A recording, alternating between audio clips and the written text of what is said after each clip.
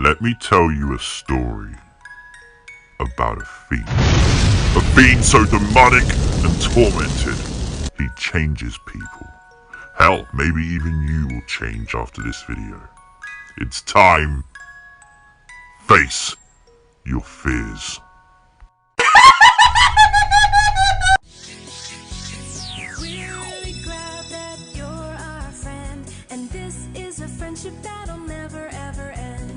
When Braun Strowman returned to Friday Night SmackDown, he pretty much confirmed a long-thought theory.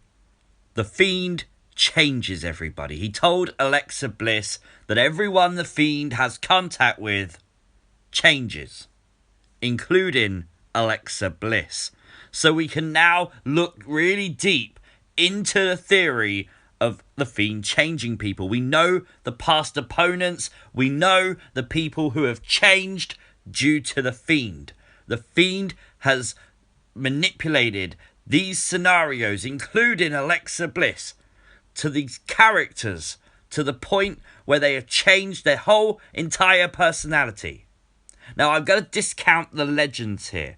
I kind of feel like when we first saw Bray Wyatt in the Funhouse, he told us he was learning the Fiend. He was learning something. And although these attacks were really cool, I kind of feel like they was more target practice, if you will. The Fiend, Bray Wyatt, was learning his power, and he was targeting people to do just that. And I say it, literally, these Legends attacks were freaking awesome. Do you remember when we thought that he was going to attack Stone Cold Steve Austin? Well, maybe this is the reason why he didn't. Because he doesn't need to target random people anymore. The Undertaker's the same way. We've always thought he was randomly going to attack The Undertaker, and it just never happened. Because he didn't need to. But these people have changed, or Alexa's sake, they will change due to the Fiend. But how? Why? Well, I think we may have worked it out. All of these people have one thing in common. They doubt themselves. Seth Rollins was literally the guy. He was Mr. Burn It Down. He was Monday Night Rollins. He was the guy in WWE. Until they paired him with his real-life partner, Becky Lynch, and fans hated it.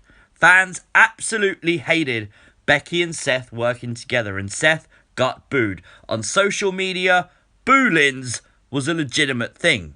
So because of that, Seth doubted himself.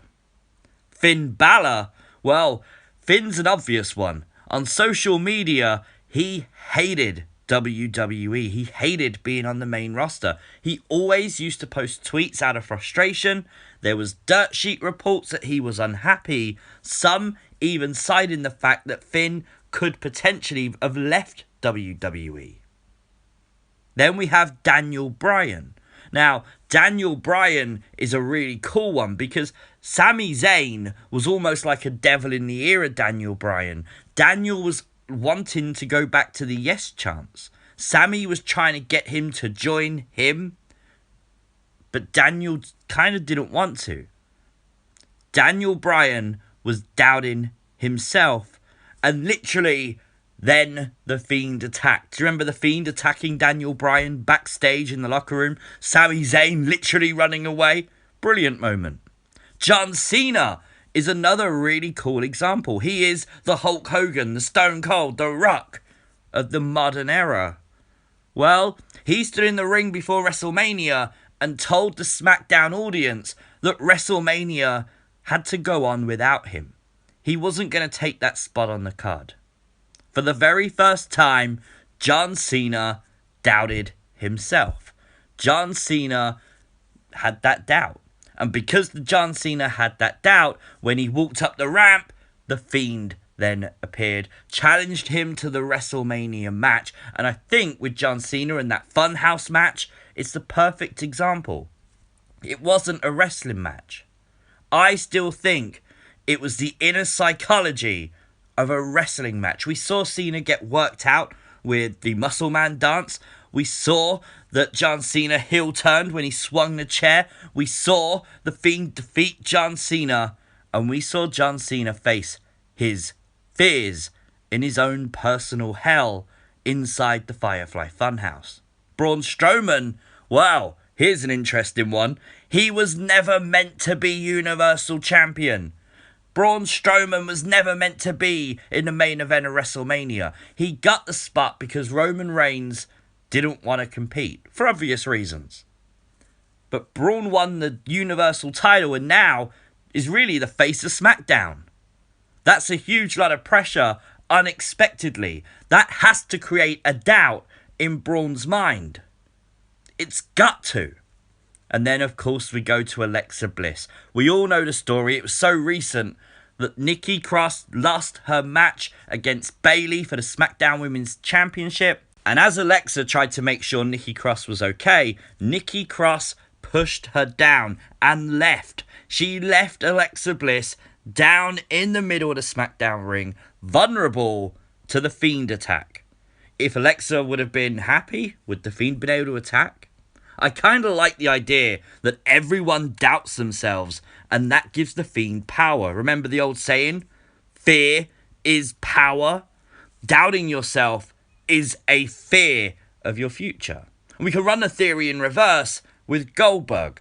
Goldberg defeated the Fiend, and I know a lot of people like it, but he never doubted himself. He's still the same Goldberg he was back in the late 90s in WCW. He will run through anyone. He is the immovable object, whether you like it or not. So Goldberg never doubted himself. Therefore, the power the Fiend gets from fear didn't exist. Remember the saying, let him in? Well, maybe when these people are scared, that's when they let him in. They're vulnerable to the mind games of Bray Wyatt. I really like the idea that it's that manipulative. Now, we know that Bray Wyatt has inside the Firefly Funhouse the Wall of Friendship. It's literally behind him on the wall during most episodes now. We know that Native Americans and Indigenous Australian tribesmen believe that taking a photograph stole the soul and disrespected the spirit world ever since the camera was first carted into their lands by adventurers hoping to take their photos. Now, what's interesting here is when Bray changes someone, does he take part of their soul and capture it in a picture? Maybe he's saving it for the future. Maybe he can call upon these people whenever he wishes. Maybe in the future we get some weird, wacky Fiend faction involving people that he's taken out and changed. Or maybe he ends their career. Or maybe it's all just an illusion. Do you remember Bray Wyatt in the Funhouse with this random paper plate mask? This is a depiction of the Fiend. Now, do you remember when the puppet showed up during Puppet Watch? God, I miss Puppet Watch. WWE superstars would innocently be walking down the halls backstage and randomly a puppet would be there behind them. And a lot of the time, they were there before the superstars walked past them. So, how did they not see them? Unless the puppet isn't actually there. Now, the interesting thing is at this point, nobody had let Bray Wyatt in. Remember when we were first introduced to the Funhouse, Bray didn't come out and say, guys, here's all of my puppets. We slowly got introduced to them. And when we first saw them, well, they was in a dark room. Mercy was in a cardboard box that does not resemble Mercy's box. You can clearly see it's a box that you find pretty much anywhere around the world. It does not say Mercy the Buzzard on the box like it does inside the Funhouse. And that dark room resembles one where we saw The Miz. The Miz went and found Bray Wyatt backstage in a dark room.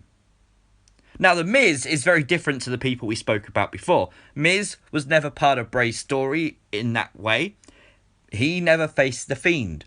The Miz faced Funhouse Bray because Funhouse Bray was bored while the Fiend dealt with Daniel Bryan. So that is, I think, why we can exclude Miz from that entire theory. But what if we are the people who let the Fiend in? It's us. We believe in the Fiend. We believe in the puppets. We believe in the funhouse. Maybe none of it's real. Look at this. This is a random picture of an illusion. Your eyes right now are telling you there's colours there that don't exist. It's telling you it's moving. How about this one of a cat? It's literally like a darkened silhouette of a cat with some highlighted... No, it's not. You zoom into the nose and it's a rodent. And that is an illusion. Just like maybe the 3 faces of Wyatt are an illusion. All these different personas, well, maybe they don't exist. Maybe the only one that exists is Bray Wyatt himself. And literally, it's just a mask. It doesn't do anything. And maybe it's all just mind games in the sick, manipulative, psychopathic world of Bray Wyatt. Maybe. I do really want to know the future of these opponents of the Fiend. I do think there's more to play than what we are already knowing. I think sometime in the future there will be a big reveal. I don't think that story's coming anytime soon. I think there's many more victims for the Fiend to add to this list. But it is very, very interesting. Especially if you look at that ancient myth that Bray Wyatt is capturing people's souls on the Wall of Friendship in the Firefly Funhouse. I mean, literally take Seth Rollins at Extreme Rules when he pulled out Rey Mysterio's eyeball. He vomited. If that is a calculating, evil, sick human being, why did he literally vomit? There's got to be something else going on here. Because, okay, yeah, he's the Messiah. He's doing it for the greater good. But the minute he did it, it's like an instant regret. You saw the look on his face. It was shock. It was, oh my God, what have I done to Rey Mysterio's eye? Hope you enjoyed the pun. But I like the idea that maybe that soul's still there somewhere and Bray can possibly give it back if he wanted to. Now, I think it'll be interesting to see what happens after SummerSlam, especially if the Fiend wins. Braun Strowman has changed. Braun Strowman is now a darker, more sinister, evil monster than he ever was before. If Braun changes again, if the Fiend wins, what the hell could he change into next time? That could be huge. Now, as you guys know, next Sunday is SummerSlam. The Sunday after that, well, that's Payback. So, of course, there will not be a new Sunday Theory premiere until the 6th of September. There will, however, I'm sure without a doubt, be other theory videos on the channel on different days, especially after SummerSlam and stuff. So, make sure if you're not already, you hit the subscribe button, like this video so it does help it rank up on YouTube, share this video so your friends can find it. I will, as always, see you next time. Thanks for watching.